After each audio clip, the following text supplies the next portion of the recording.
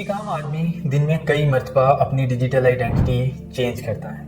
कहीं प्रोफेशनल, कहीं फ़नी और कहीं बहुत ही कॉन्फिडेंट अपने व्हाट्सएप स्टेटस में या इंस्टाग्राम पोस्ट पर और अपनी रियल लाइफ में बहुत इनसिक्योर। साइकोलॉजिस्ट इसे फ्रेगमेंटेशन कहते हैं, लेकिन असल सवाल ये नहीं है कि हम कितनी बार बदलते हैं और इतनी बार क्यों बदलते हैं। असल सवाल ये है, अगर तुम रोज़ इतने मुख्तलिफ वर्जन्स बन रहे हो तो उनमें से तुम कौन हो? इस सवाल को शौक की तरह नहीं, पहचान की तरह महसूस होने दो, क्योंकि कहीं ना कहीं तुम ऑलरेडी इस टेंशन को महसूस करते हो। आखिर डिसोसिएशन क्या है? डिसोसिएशन को अक्सर गलत समझा जाता है। हम सोचते हैं ये कोई एक्सट्रीम क्लिनिकल या ड्रामेटिक चीज़ होती है, जैसे रियलिटी से पूरी तरह कट हो जाना। लेकिन आज की डिसोसिएशन क्वाइट होती है, फंक्शनल होती है और बिल्कुल ऑर्डिनरी होती है। इंसान जिंदा रहता है, काम करता है, बोलता है, रिप्लाई करता है, लेकिन अंदर से अपनी ही ज़िंदगी से डिस्कनेक्टेड महसूस करता है। साइकोलॉजी के मुताबिक डिसोसिएशन एक स्पेक्ट्रम है। एक साइड पर ट्रॉमा से पैदा होने वाली इंटेंस स्टेट्स होती हैं और दूसरी साइड पर वो माइल्ड रोज़ाना वाली फॉर्म्स जो ज़्यादा लोग बिना जाने एक्सपीरियंस करते रहते हैं, जैसे कि जोनिंग आउट हो जाना, इमोशनल नमनेस, आइडेंटिटी ब्लर होना और अपनी ही लाइफ में पूरी तरह प्रेजेंट ना होना। डिजिटल इन्वायरमेंट ने इन माइल्ड फॉर्म्स को एक हैबिट सा बना दिया है। एक ही दिन में तुम्हें मल्टीपल रोल्स स्विच करने पड़ते हैं, professional, social, expressive, controlled, confident, agreeable. ये सब झूठ नहीं है, ये सब गलत भी नहीं है, लेकिन हर रोल एक छोटी सी साइकोलॉजिकल एडजस्टमेंट मांगता है। हर प्लेटफॉर्म पर एक नए तुम, इंस्टाग्राम पर कुछ, टिकटॉक पर कुछ, रियल जिंदगी में कुछ, ऑफिस में कुछ, घर में कुछ और दोस्तों के साथ कुछ और। लेकिन अंदर से कम एंकर्ड, कम यूनिफाइड, कम होल महसूस करते हो। जिंदगी जीने की बजाय पार्टिसिपेशन लगने लगती है, एक थिएटर सा, एक एक्ट सा, जैसे तुम अपने पास हो पर अपने अंदर नहीं। डिसोसिएशन गायब होना नहीं होता, ये होता है प्रेजेंट रहना लेकिन पूरा ना होना। सोशल मीडिया तुमसे ये नहीं पूछता कि तुम कौन हो, वो पूछता है तुम परफॉर्म कैसे करते हो, और धीरे धीरे एक्सप्रेशन कैलिब्रेशन बन जाती है।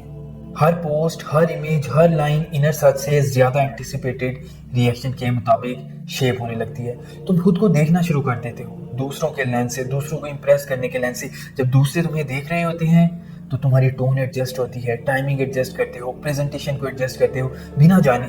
साइकोलॉजिस्ट इसे कहते हैं सेल्फ सर्वेलेंस, जहाँ सेल्फ दो हिस्सों में बढ़ जाती है, एक जो जी रहा होता है और एक जो ऑब्जर्व, जज और एडिट कर रहा होता है। मैट्रिक्स स्प्लिट को और गहरा कर देते हैं। लाइक्स, कमेंट्स, व्यूज ये सिर्फ कंटेंट मेजर नहीं करते, ये आइडेंटिटी को कंडीशन करते हैं।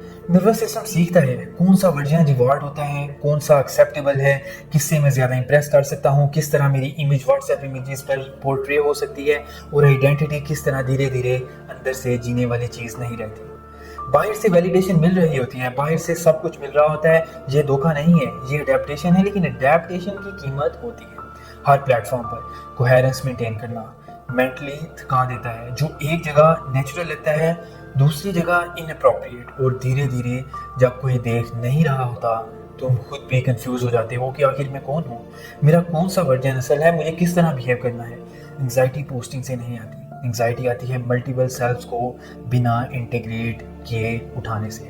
तुम ये नहीं दिखा रहे कि तुम कौन हो, तुम ये एडजस्ट कर रहे होते हो कि तुम कौन हो ताकि एक्सेप्ट किए जा सके। एक खोखलापन सा महसूस होता है, रियल नहीं लगता, दूर से महसूस होता है, जैसे जिंदगी बाहर से हो रही हो। ये इमेजिनेशन नहीं, ये कमजोरी नहीं, ये उस सेल्फ का नतीजा है जो अपनी ज़िंदगी को एक कहानी की तरह एक्सपीरियंस नहीं कर रहे। और ये डिलेमा सबसे ज़्यादा व्लॉगर्स, टिकटॉक कंटेंट क्रिएटर्स आमतौर पर महसूस करते हैं। फ्रेगमेंटेड आइडेंटिटी में इवेंट्स होते हैं लेकिन सेटल नहीं होते।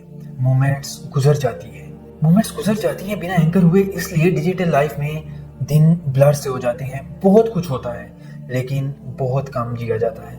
ब्रेन अलर्ट रहता है, एंगेज रहता है, लेकिन इमोशनली डिस्कनेक्टेड। जैसे तुम अपनी जिंदगी देख रहे हो, जैसे तुम कुछ एक्ट करना चाह रहे हो, जैसे बहुत हैपनिंग हो रहा है, लेकिन फिर भी तुम जी नहीं पा रहे। जो सेल्फ हमेशा एडिट होता है वो धीरे धीरे अपनी अनएडिटेड शक्ल भूल जाता है कि वो असल में क्या है। गायब नहीं होता, बस कभी अकेला रहने नहीं दिया जाता। ऑडियंस के बगैर एग्जिस्ट करना भूल जाता है, एक फिल्टर के बगैर भूल जाता है कि वो कौन है। जो सेल्फ हमेशा एडिट होता रहे, वो एक दिन बिना एडिट रहना मुकम्मल तौर पर भूल जाता है। यही डिजिटल डिसोसिएशन का असल फ्रैक्चर है, ना कि फंक्शन का लॉस, ना कि प्रेजेंस का लॉस। रीइंटीग्रेशन का मतलब टेक्नोलॉजी छोड़ना नहीं, ना ही डिजिटल दुनिया से भागना। इसका मतलब है फ्रेगमेंटेशन को नॉर्मल मानने से इनकार करना। सबसे पहला कदम आइडेंटिटी स्विचिंग को स्लो करना। हर जगह तुम्हारा वर्जन ज़रूरी नहीं कि तुम इंस्टाग्राम पे भी फुल एक्टिव हो, टिकटॉक पर भी, लिंक्डइन पर भी, ऑफिस में भी, घर में भी, हर जगह पे भी। अगर हर जगह तुम्हारा वर्जन ज़रूरी है तो हर मोमेंट को शेयर करना ज़रूरी नहीं। अपनी प्राइवेट स्पेस को बनाओ, अपने आप को समझो कि किस जगह पर क्या देना है। जब कोई देख नहीं रहा होता, सेल्फ फिर से रिकॉग्नाइज होता है, रिकनेक्ट होता है, अपनी शेप याद करता है। खामोशी थ्रेटनिंग नहीं रहती, रिस्टोरेटिव बन जाती है। प्रेजेंस वापस आता है, परफॉर्मेंस के तौर पर नहीं, एक्सपीरियंस के तौर पर। होलनेस का मतलब डिजिटल सेल्फ डिलीट करना नहीं, होलनेस का मतलब है उसे ह्यूमन सेल्फ को रिप्लेस करने ना देना, और धीरे धीरे बिना फोर्स, बिना ड्रामा, फ्रैगमेंट्स वापस जज करने लगते हैं। तुम खुद को ऑनलाइन एकदम से नहीं खोते, तुम खुद को फ्रैगमेंट्स में खोने लगते हो। एडिट्स में, सर्टन वर्जन्स में, कुछ एक्ट्स में, एक इमेज पोर्ट्रे करने में, और तुम वापस परफॉर्मेंस से नहीं आ पाओगे, तुम प्रेजेंस से आओगे। जो वर्जन्स रिसीव होने का मोहताज नहीं, वही तुम्हें याद दिलाता है कि तुम कौन हो। होलनेस डिजिटल सेल्फ को मिटाना नहीं है, होलनेस ये है कि वो तुम्हारी जगह ना ले, और फिर चुपचाप तुम वापस जुड़ने लगते हो।